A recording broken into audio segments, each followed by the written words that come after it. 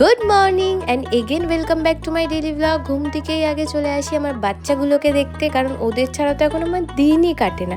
তারপরে আজকে যেহেতু একটু বৃষ্টি পড়ছিল, তাই আমি একটু অতিরিক্তই ঘুমিয়ে চোখ ফুলিয়ে দিয়েছি। তারপরে চলে আসি আমার ব্রেকফাস্ট, আর যেটা দেখলে মন একদমই খুশি হয়ে যায় সেটা হলো পার্সেল। আর যেহেতু আজকে একটু বৃষ্টি পড়ছিল, তাই কোনো কাজ ছিল না, তাই চলে গেছিলাম পার্লারে একটু ভুরু তুলতে, কারণ ভুরু না তুললে তো একদম জঙ্গল হয়ে যাবে।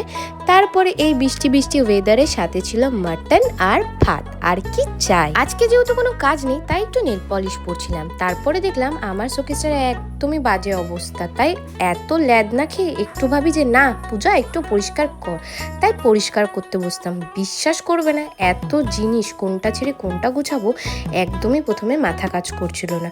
যতটুকু সুন্দর করে আমি এটাকে গুছিয়েছি, বিশ্বাস করবে না, এটা গোছাতে কিন্তু 3 ঘন্টা লেগে গেছে। তো আজকের ভিডিওটা এই অবধি, বাই।